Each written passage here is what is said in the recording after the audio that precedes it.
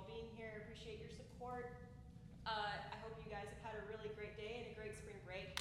So thanks again for coming to my Women's Voices in Percussion Performance lecture. This is going to be a really great time. I'm excited to present what I have for you. This is going to be some really great things that I hope will impact the percussion community in a very positive way. So before I get started into the nitty-gritty of the lecture and the actual voice, I wanted to talk a little bit about how I got started doing this. This is something pretty niche. How do you get started doing this? So near the end of my master's degree at Columbus State University, my professor Paul Vaughan-Richards encouraged me to perform a piece for 4 flower pots and the speaking percussionist entitled To the Earth by Fred Shevsky. Now I performed this piece multiple times for multiple audiences, and I got so many different levels of feedback. I got people who cried, people who laughed, people who shuffled uncomfortably, and people who just kind of sat in silence and let the piece wash over them.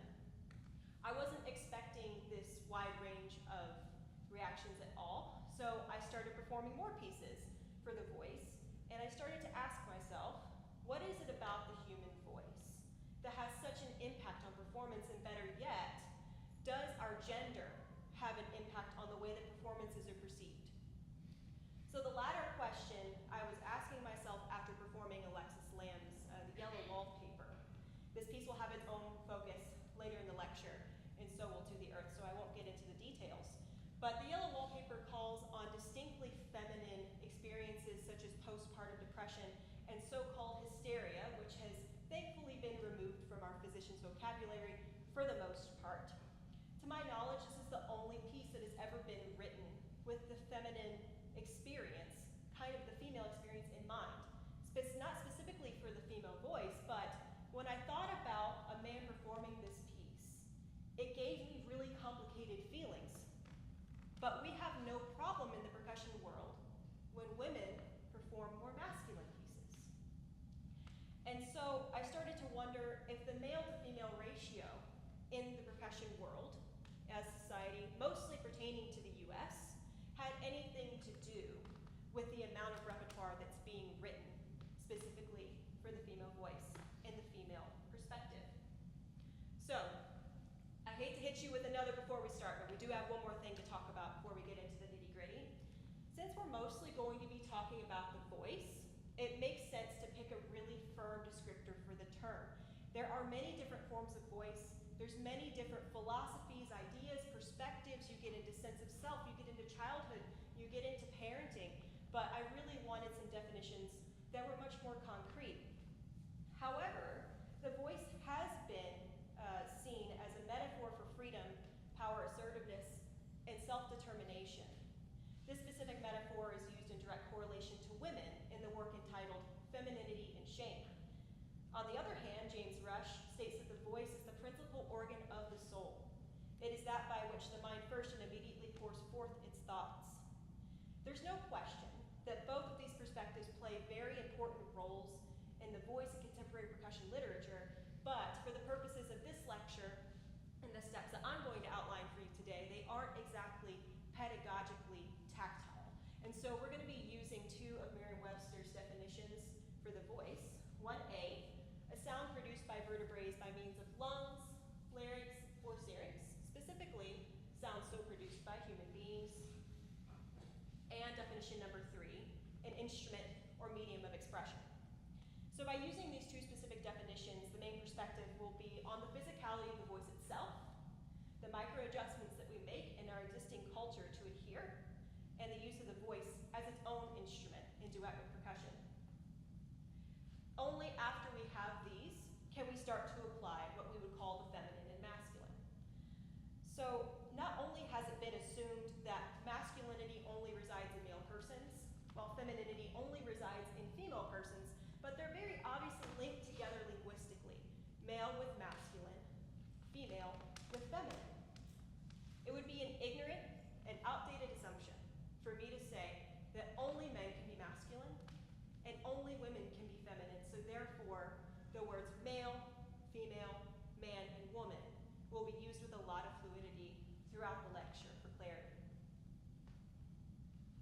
The following table was taken from the Stanford University article entitled "The Measurement of Psychological Androgyny," in which the research program sought to explore and validate the concept of androgyny as gender expression. This table, compiled by Sandra L. Bem, lists different descriptors that are commonly associated with feminine traits and likewise with the masculine traits. While many of these terms appear to be opposites, it's of course very real that they could justify one another, and keep in mind, this chart is from 1974. For example, one can be both feminine and assertive, and then on the bottom here you could argue that in order to act like a leader, you must have the feminine trait of being sensitive to the needs of others. So, for these reasons of how they contradict each other, we're going to be referring back to this table over and over again, because eventually we'll be turning it on its head as a tool to enhance our performances. So, fun question for everybody.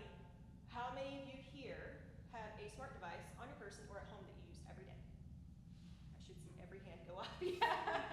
And of those, how many have a built-in voice assistant or an AI? Right. Is it? Yeah, Ethan, I know. So iPhone comes with Siri, Google comes with Gemini, Windows comes with Cortana. The list goes on and on. If you were a little girl in the 1950s, you may have gotten the first talking doll, the Chatty Cathy. Where did they go? There we go. You may have gotten the first talking doll, the Chatty Cathy, an adorable talking companion. In contrast, aircraft bombers of the 1960s would have listened to a magnetic tape of a woman giving warning signals that they called Bitchin' Betty or Sexy Sally. For every technological advancement, there is a little woman built in to help customers set timers, order groceries, and answer questions. These women are, of course, the voice assistants that have not only been programmed with default female voices, but also with the social assumptions from the 1950s that were common among the white men in power in the scientific community at the time. One Indian company has even adapted the name Smart Wife for their home appliances. In the New York Times article entitled, "Hey Alexa, are you sexist?" Hurdle Corinne remarks that users order AI around without guilt or apology and may sling abuse and sexualized comments their way. And when users become frustrated with the device's errors, they interpret glitches as inferior capability or feminine ditziness. Owners of the devices are also not threatened by them, and thus are less inclined to question what data they're collecting and what it's going to be used for. Clifford Noss says that people consider female voices to be more helpful and trustworthy. This might be a reason, though counterintuitive, why we feel so comfortable treating voice assistants as glorified secretaries. Researchers found that female-sounding voices and virtual assistants reinforce stereotypes of females as submissive and compliant, and noted that children using one of the virtual assistants see the role of women as responding on demand. In the book entitled The Smart Wife, Why Siri, Alexa, and Other Smart Home Devices Need a Feminist Reboot, Dr. Yolanda Strainers and her co-author Jenny Kennedy explored the ways in which gendering technology influences users' relationship with it. They said taking gender out of voice is a first step, but it doesn't remove gender from the relationships people have with these devices. If these machines do what is traditionally considered women's work, and that work is still devalued and the assistant is still talked down to, we aren't moving forward. Misinformation about the female voice and women's audibility is spread all throughout popular culture. How many of you are familiar with the show Grey's Anatomy? Oh, that's a sad show of hands. I'm a fan myself. If you watch the show, you might be familiar with the episode Sound of Silence and this quote that's said by the fictional Dr. Meredith Grey. She says, "In group settings, men are 75% more likely to speak up than women, and when a woman does speak up, it's statistically probable that her male counterparts will either interrupt her or speak over her. It's not because they're rude, it's science. The female voice is scientifically proven to be more difficult for a male brain to register. What does this mean? It means that in a world where men are bigger, stronger, faster, if you're not ready to fight, the silence will kill you." Seems like just regular TV, science says this, but when she's talking about science, she's actually referring to a study called Male and Female Voices Activate Distinct Regions in the Male Brain, which was conducted on all men, by all men, and they decided that they were going to talk about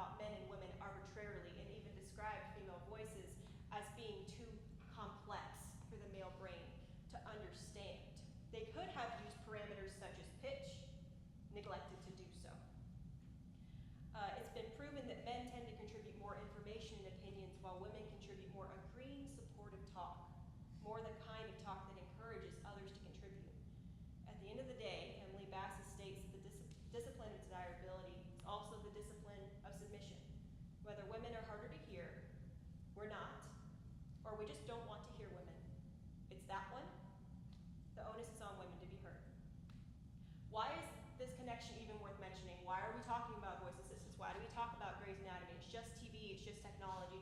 The list goes on and on and on. The fact that female-assigned software that we use every day has a history of user abuse and misuse reflects poorly on all of us as a society. If it's so difficult to hear these fake women in everyday life, that might affect how we hear them in performances. If there's already evidence that women aren't being heard on the same level as men, bogus study or not, how can we be certain that audience engagement is not affected?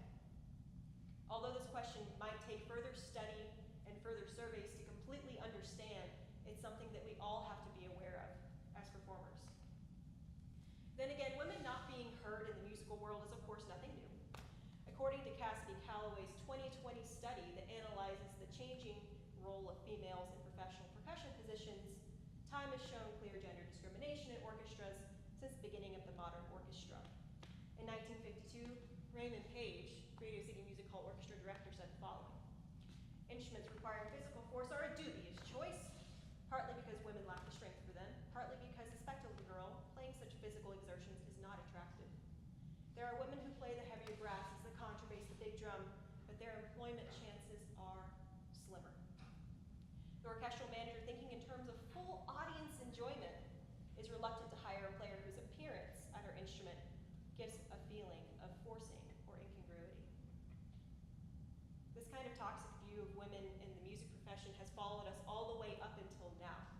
In the same study conducted by Calloway, she used the PAS, Percussive Arts Society, 1975-76 study on the percentage of women in the orchestral percussion section to compare to today's numbers. So, whether you're ready for it or not, here's pop quiz. So, the question is, what percentage of percussionists in professional orchestras were women in 1975-76? So here are your choices: 10%, 15%, 5%, and 7%. I didn't mean to press C so early, so you're welcome. So I was going to ask you which one you thought it was, but the answer is 5%. Exactly 5.5% was the number in 1975-76. So second verse, same as the first. How about 2019-2020? Span of 45 years. Same choices: 10%, 15, 5, D. You won't get away this quick. So how many of you think A? Don't be scared. How many of you think B? Okay. How many of you think C? How many of you think D? Great. Answer is still 5%. So here's that chart for reference there. We have the 1975-76 study here on the left. 5.5% goes down to 5.11, and then that's in 2010-2011 if you can't see it, and then 5.3 in 2019-2020. Although there are more jobs open, it's been shown that more men have won them. So it can be assumed that between the span of 2020 and 2025, we've probably made very little progress, but this is the most recent survey that we have. So if we refer back to the statistic about the majority of percussionists being male, then it's no question as to why so much of our repertoire for the speaking percussionist is male-centered. And by male-centered, I mean one of or all three of these things. Either A, male voice in mind; B, the male perspective as the main subject; or C, the male body as part of the piece. For example, Vinko Globakar's piece for body percussion entitled Corporal not only features the shirtless and usually male performer, but also portrays self-harming techniques such as hitting, beating, and thwacking with wordless vocalizations. Those hitting and beating and thwacking sounds are amplified on bare skin. Percussionist Steve Schick remarks that even as women comprise an ever larger percentage of percussionists, for many people it continues to be the body of a man that comes to mind with the word drummer. Although many women have performed this piece, it's obvious that there are many societal limitations that impact its performance. It can be argued that the image of a topless woman sitting cross-legged on stage becomes the object of the piece, since we are so used to, as a society, objectifying women. But would be an intimate and jarring experience becomes a sexualized performer. Therefore, many women choose to perform this piece with clothing on, such as a tank top or a leotard, to bring the body as a total visual and sonic environment. Renowned percussionist Dr. Bonnie Whiting remarks on her experience while performing this piece. She says, "I have done this piece with and without a shirt, and am currently settled on an interpretation with a nude torso. Part of this decision is absolutely practical. I am simply following the instructions made clear in the text.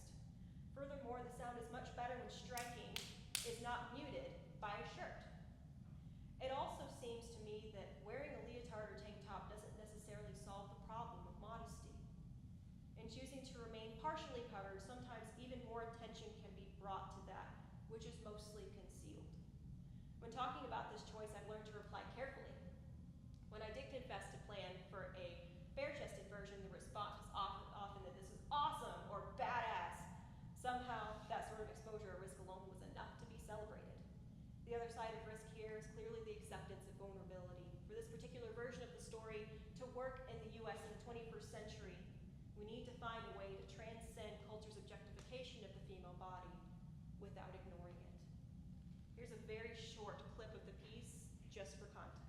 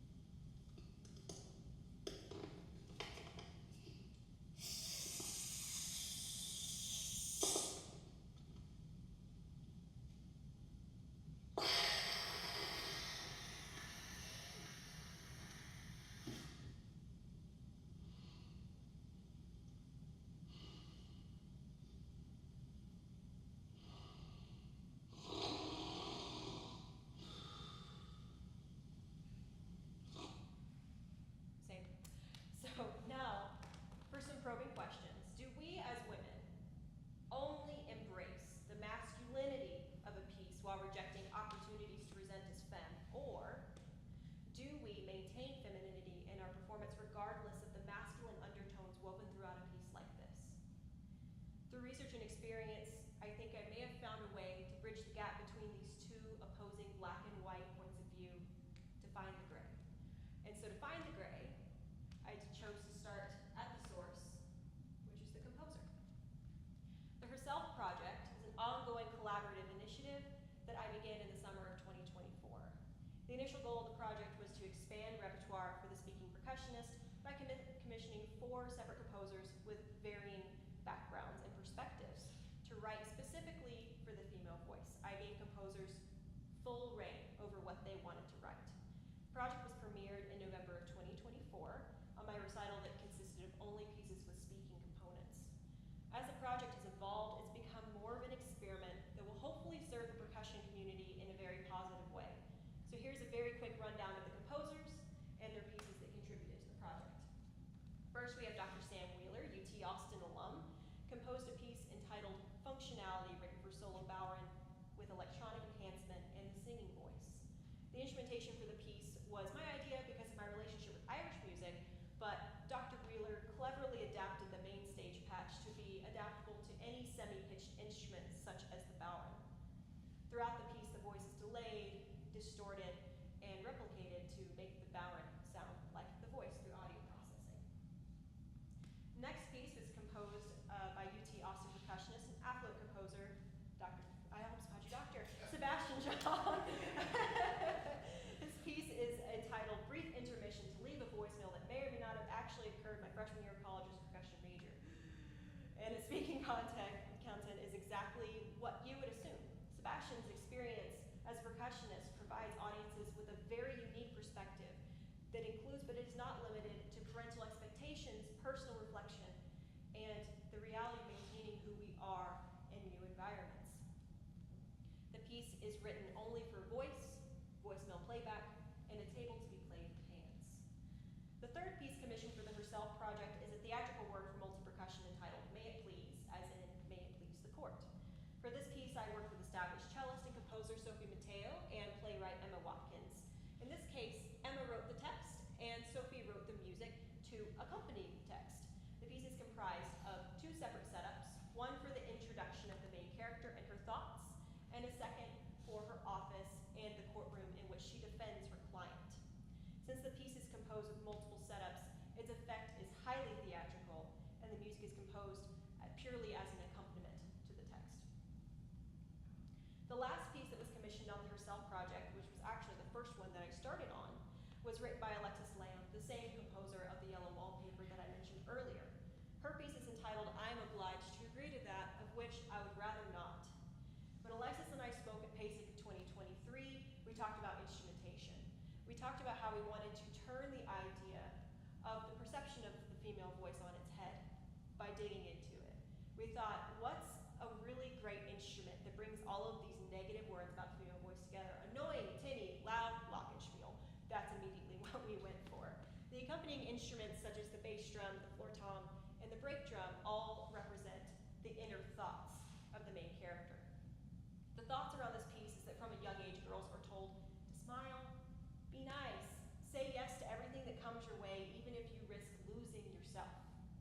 Throughout the entire piece, the only word is yes, until the very end, when no is shouted with the sound of breaking glass.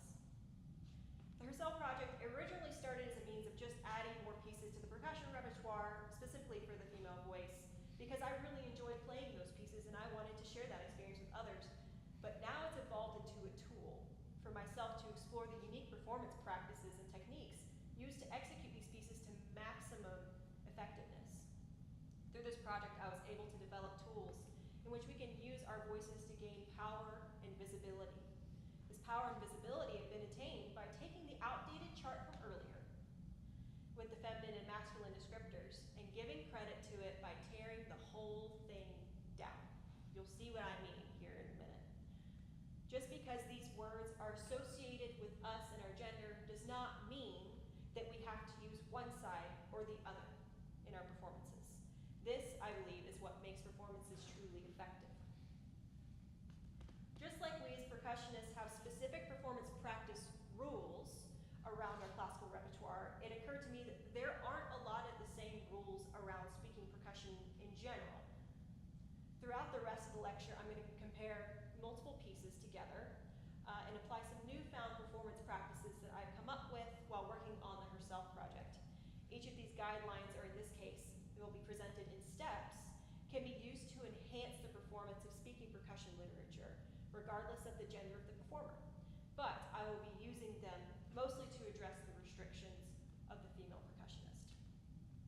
To demonstrate some of these tactics, I will be using some of the pieces from the Herself project that already have feminine undertones to them, such as the yellow wallpaper, which was not a part of the commissioning project, I'm Obliged to Agree to That, which I'd rather not, by Alexis Lamb, and May It Please. So those will be the three feminine comparatives that we have, followed by a buffer, a unisex buffer, that is To the Earth. I have classified this piece as unisex because it does not present any gendered material that could prove as a barrier to a performer. And to contrast, we will be studying Georgia Aperghi's Le Corps à Corps, solo for tombak and the speaking percussionist, which has been categorized as masculine. And we'll get more into the details of that later. So, step one, this is one that most people recognize. Do your research. As just about with any music we perform, it's always a good idea to be familiar with the background information of your music. We as percussionists need to understand the difference between French literature and American literature. How do we differentiate Delacluse from Pratt? From Will Coxon to Delacluse and back and forth and back and forth. How do we differentiate those? It goes without saying that pieces with very concrete context, such as text, you need to do some research to fully understand it so that your performance doesn't seem awry. So for this, I'm going to be using Alexis Lamb's The Yellow Wallpaper as an example. To execute this piece, we can't just look at Alexis Lamb, we can't just look at the plot of The Yellow Wallpaper, which we will, but we need to look at our author, Charlotte Perkins Gilman. She wrote The Yellow Wallpaper in 1892, but not before her bout of postpartum depression. She wrote The Yellow Wallpaper as a way to make waves in the medical community. This is at the time when a rest cure was very popular, the mid-1800s. You were labeled mentally ill, emotional, hysterical, etc. And she was able to use her own personal experience to write her famous fictional short story. Here's a short synopsis of the piece written by Alexis Lamb for her program notes. Charlotte Perkins Gilman's story, The Yellow Wallpaper, takes the reader on a journey of one woman's loss of sanity due to isolation. The story begins with a woman suffering from postpartum depression, and her husband treats her with Dr. S. Weyer-Mitchell's famous, or notorious, breast cure of the mid-1800s. Due to her isolation, protagonist's major pastime is staring at the yellow wallpaper. Her intellectual time per day is limited, but she manages to get in some writing. Because the wallpaper is so confusing in its pattern, watching and studying it eventually leads the protagonist to complete insanity. The yellow wallpaper is a symbol that directly coincides with the demise of our main character's mental state. As the author falls deeper and deeper into insanity, the wallpaper begins to come as understandable, and the rest cure fails by turning a smart, capable woman into a pacing maniac. By the end of the story, both the author's sanity and the paper are destroyed from their lives, leaving only a creeping lunatic and her husband in disbelief of what he had done. All of the text from the piece is excerpted from the Yellow Wallpaper short story. So now, what we came here for, let's talk about the application of the voice in this piece. There are a few different ways that you can address the delivery of this text. The first spoken line in the piece is, "You see, he does not believe I am sick," followed by, "But what is one to do?" The first line, to me, implies frustration. You can see by both the dampen and the exclamation point here that she's very frustrated, followed by, "But what is one to do?" This feeling of helplessness. It's a very powerful statement. But like I said, there are different ways to deliver this text, and some people choose to deliver the text as though they're telling the story without actually being in it.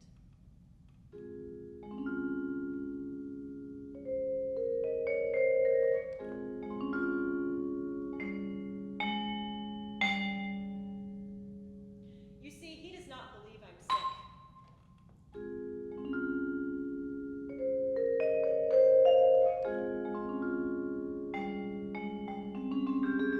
But what is one to do? The other technique, and the preferred one, at least in my opinion, can be seen here in our second step.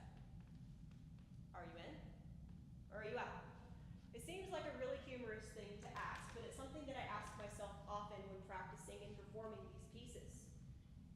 It's not only applicable to the delivery of the text, but more so to the frame of mind around a performance.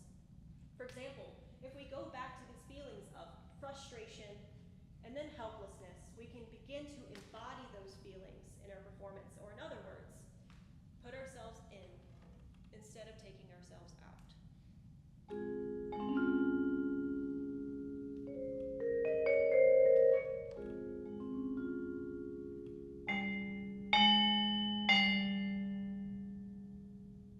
"You see, he does not believe I'm sick."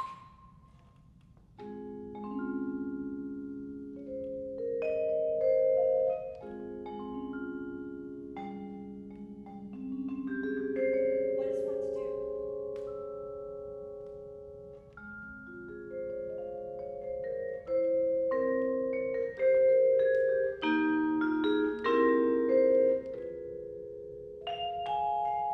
There's something strange about this house. I can feel it.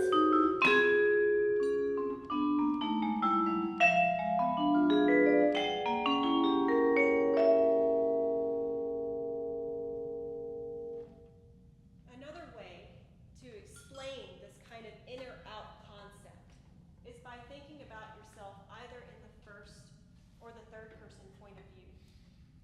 When we act as a narrator, it's as though we are a vessel for the piece.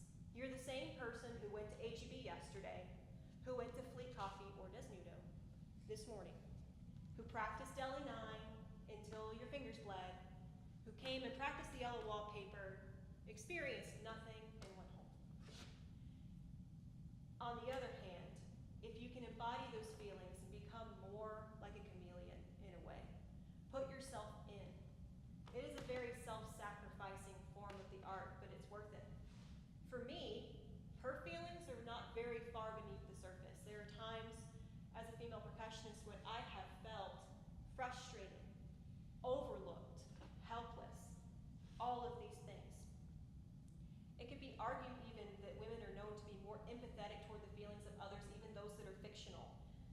In Women's Growth and Connection, it said that women's sense of self becomes very organized around being able to make and maintain affiliation in relationships. This might explain why I have more connection to the protagonist than some others might. So in order to put this more into practice, I want to compare two different performances of the next piece. George Apergy's solo Le Corps Corps for tombak and speaking percussionist was written in French and is also performed in English. There are both. I have the English up there for you to see. The direct translation of Le Corps Corps is body to body or neck and neck, and it recounts the events of an intense race. It's unclear whether the race is race car or motorcycle. It kind of goes back and forth, depends on who you ask. And the performer takes on multiple roles. They take on the role of the commentator, the spectators, the race car itself, and the race car drivers throughout the piece. It's very fast-paced, and it's often described as schizophrenic because of the written sudden, tense pauses, head tilts, nonsensical car sounds, and opportunities for very direct eye contact with the audience. You'll notice that I've determined this piece to be more masculine, and I have done so mostly for the vocal range that is needed in order to make the guttural car or motorcycle sounds to imitate on a racetrack. It's also my belief that the performer takes on the role of the drum in some instances, where there's pitch bending on the tombak and the performer will reenact those in the voice. And this, of course, will tie back to Steve Schick's comment that it continues to be the body of a man that comes to mind with the word drummer. So here's the main text. I'm going to read it for you because it's kind of hard to see up there of Le Corps Corps. This is at the most intense part of the piece when all of the text is jumbled up together. Before 10 o'clock around the body, they were already dispersed all along the track on both sides, packed shoulder to shoulder. The only visible actions occurred at the finish line, from which from time to time a chariot emerged, seizing the shining helmet, leaping up, injuring his arm, blasting out of the cloud of dust and staggering down from his motorcycle, which the maintenance team rushed to refuel and launch back to the track with a brand new rider on it. From the fresh wound on his arm, the blood flows, immense cries arise. Very intense part of the piece. So in order to look at this inner-out concept, we're going to see very short clips of two performances. The first one is Kramer Milan. This is the Vic First sponsored recording. You might be familiar with it. So before I press play, who has seen this piece performed live before? Oh, okay, more than I thought. Great, great, and if you've seen clips, that's also great too. So something to keep in mind, think, is he in or is he out?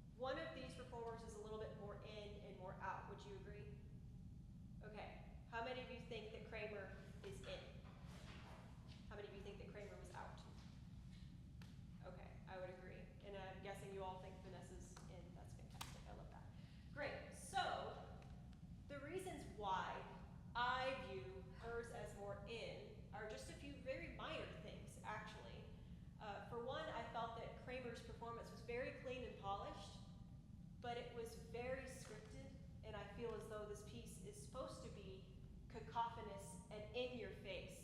And although he had some direct eye contact with the camera, the use of the full range of his voice was okay, versus Vanessa used even the ugly parts of her voice range. She was not afraid to get down there. And I really appreciate, on just a fun note, how, like the Doppler effect, kind of that she was able to personify there. One thing that I did want to point out that to me made a big difference is that notice how she's not put together. Notice how she is not perfect in her performance appearance. This kind of thing to me transcends what is performance ready. I feel as though we as women percussionists have already chosen what is a masculine instrument, and so it's up to us to make sure that the hair, the makeup, concert black isn't the same one that we wore 2 concerts ago because we have that option. But here she is, bare-faced, ponytail off to the side, could not care less about her appearance, and so I feel as though her transcendence of performance ready was vastly different, and that put her slightly more in the performance. On another note, Dr. Jordan Walsh, many of you know him, he has played this piece quite a few times. And when I talked to him about including this in my lecture, he said, I don't know anything about Kramer, our first performer, but I sure know a hell of a lot about Vanessa just from her performance. And that's how I felt too. Please go.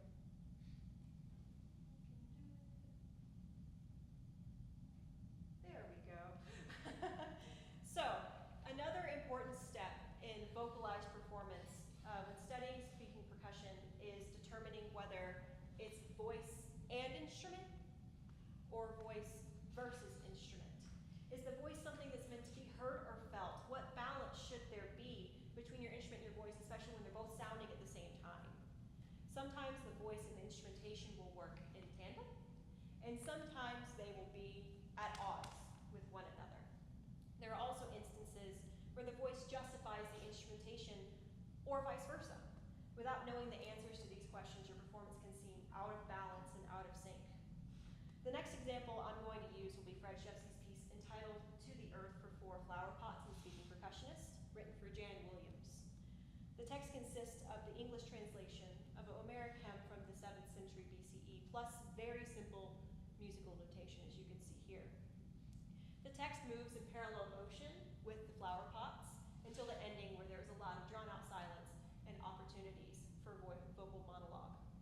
Throughout the different sections, there's moments for instrumental interlude consisting of constant motor movement that comes back and forth throughout the duration of the piece. But the voice and the flower pots never overpower one another.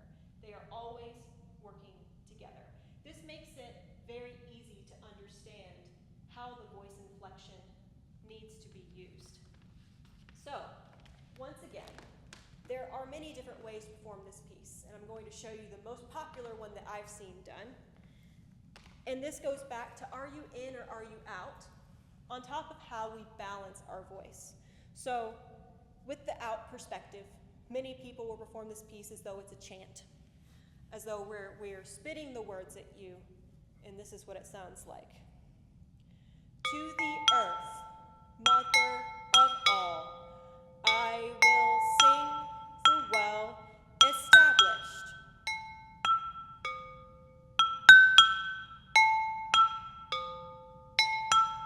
The oldest, who nurses on her surface everything that lives.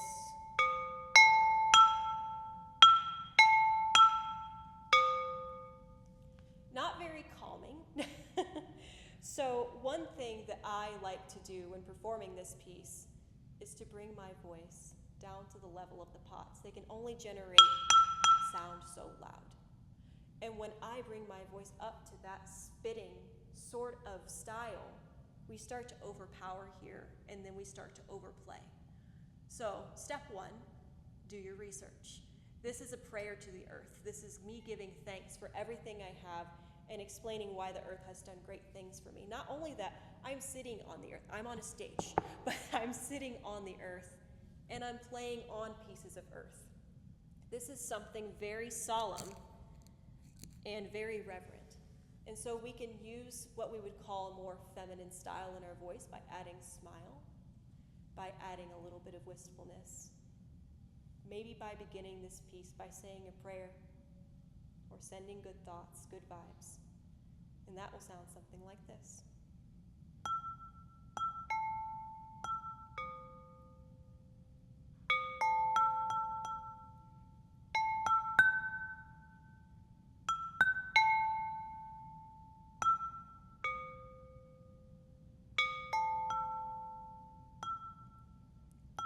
To the earth, mother of all, I will sing the well established.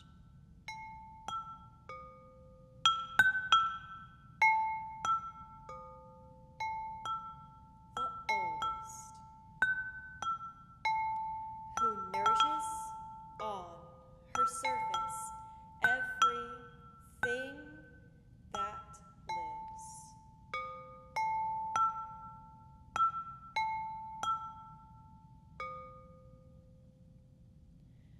This is a very good example of what it's like to bring yourself down to the level of your instruments, including your voice, and reminding yourself what it is to do your research, what it is to be present in that performance space. And of course, that's very much up to debate, and if you wanted to speak the text that first way, that's totally fine. If that's the way you see yourself giving thanks to the earth, then all power to you. So before I move on, you notice that I listed this piece earlier as unisex, and like I said, although there are some more feminine characteristics we're using in our voice, there are no gender barriers within this piece that have specifically female or male context. So it's more of a unisex piece, in my opinion. So the next to last piece that we will analyze is a great example of instrument versus voice. So first we had instrument and tandem. Now we have instrument versus voice. In this case, Sophie Mateo writes the instrumentation for May It Please as a constant back and forth between the voice and the instrument. In some circumstances, the instrument mimics syllables of text after the fact, or will symbolize text that will not be spoken at all. The instruments are occasionally used to punctuate the voice, but nevertheless, they are at odds with one another because of the different characters that they represent. So, different characters in this piece are as follows. Protagonist is voice, snare drum, specifically the rim, and snares off along with bass drum. The bailiff is the snare drum with snares on. I can leave this up here. And then the prosecution is the woodblock. They couldn't make it today. The judge is before Tom. He got pulled to a different piece today. The defendant is the vibraphone, and the gavel is, you guessed it, the gavel.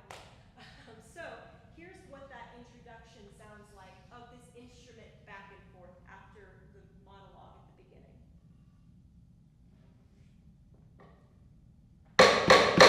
Ladies and gentlemen of the jury, ladies and gentlemen of the jury, over the course of this trial, I will prove to you that the defendant before you is not guilty, that she acted in self-defense to protect her infant son. I feel so good about this case.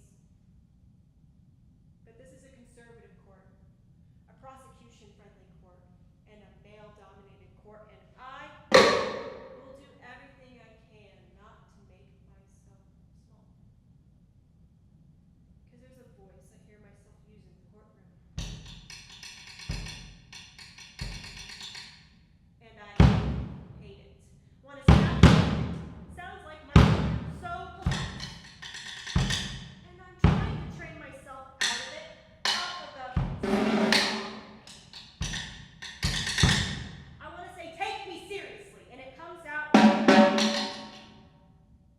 like there's a question mark. Try again.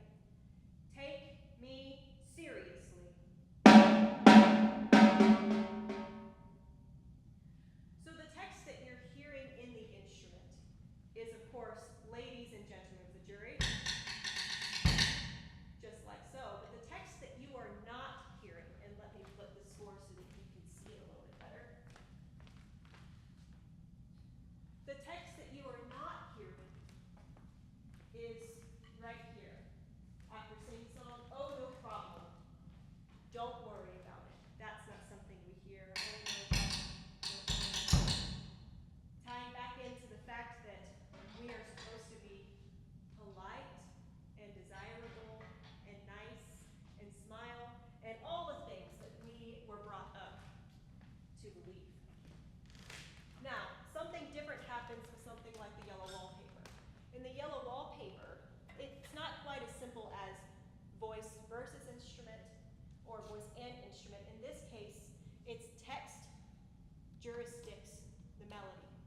Alexis Lamb likes to use a lot of chromaticism in her melodic figures.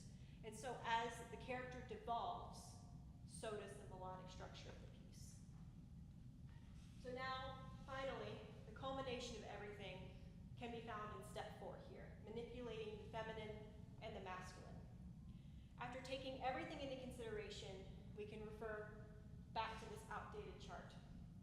I know that it seems counterproductive to use this to tailor our performances, but regardless of how we feel, this is still something that is put on both men and women as the attributes that we have.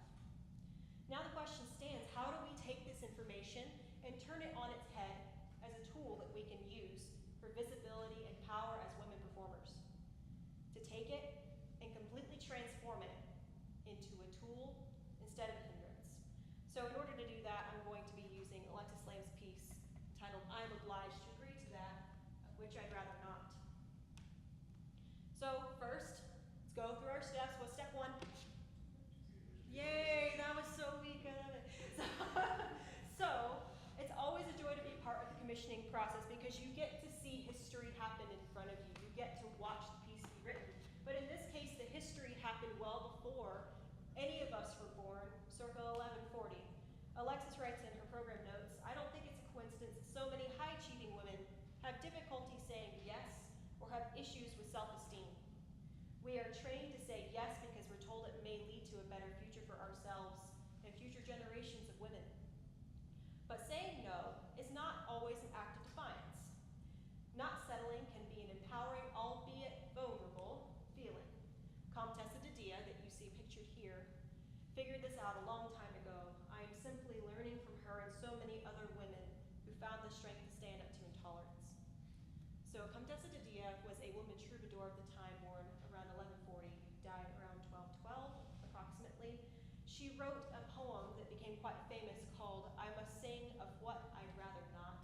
And it's not just the title of the piece that's been inspired, that Alexis was inspired by, it's also the melodies in the poem that are reflected in the glockenspiel music. So, I'll keep this slide short and sweet. Are you in or are you out? For me, I have no choice. I am in. I am 100% in because there have been many times in my life, not just as percussionist, where I've said yes to things I didn't want to do. And I don't mean things that we need to do as adults. Of course, we have to do those things, but there are times I've been kind to people who were cruel to me or smiled kindly when I could have walked away or better yet, spoken my mind. There are so many things that I've let slide because I was afraid of not being desirable or attractive or I wanted to keep myself safe. There's even times that I've changed my physical appearance because I was told by others, specifically women in my life, that that's just how the world works. So I proudly say no. So now we'll take a look at whether this is instrument and voice or instrument versus voice. I wish I could tell you that this was a complicated question to look at, but let's be real, there's only 2 words in this entire piece and they're yes and no. The word yes appears each time with thinned out instrumental texture. As you can see here, the very first pitched note of the piece is followed by a yes. And that yes I point to be as very warm. We say yes, of course we'll do that. And then followed by another yes that has some thicker instrumentation. For me, that's kind of understanding, like, okay, I got it, thank you, please go away, kind of understanding. Eventually, the yeses throughout the piece grow more dark. We start to get the more masculine side of the chart. The word yes is backed by intense melodic motion, the lacks resolution and hangs on tension. And it goes from being delivered independently to forceful to assertive to aggressive, and then eventually ends with a big fat no at the end with smashing of glass.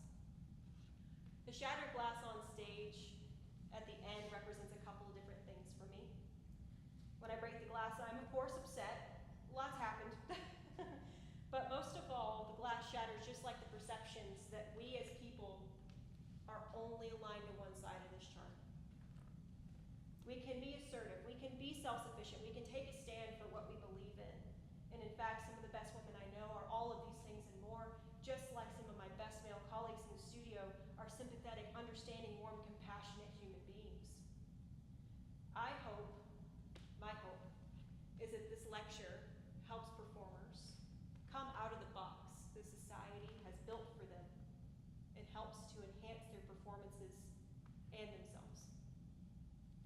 So before I perform the full run of this piece, I'm obliged to agree to that, which I'd rather not. I have some thank yous.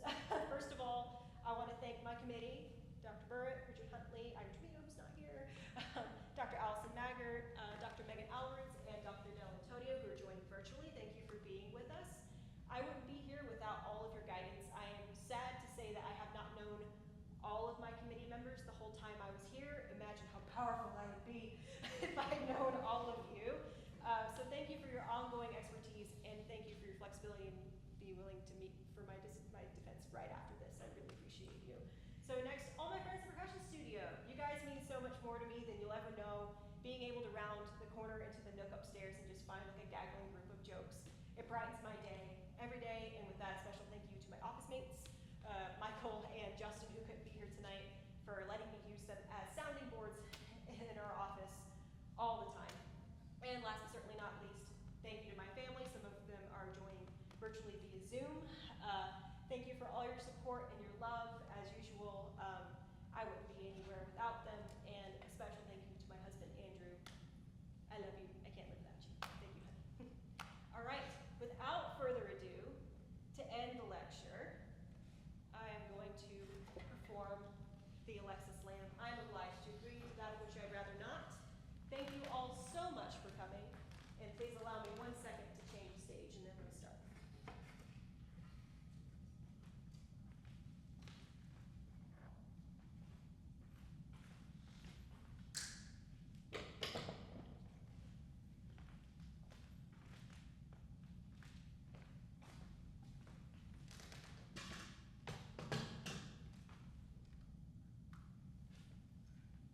The real question is the foot pedal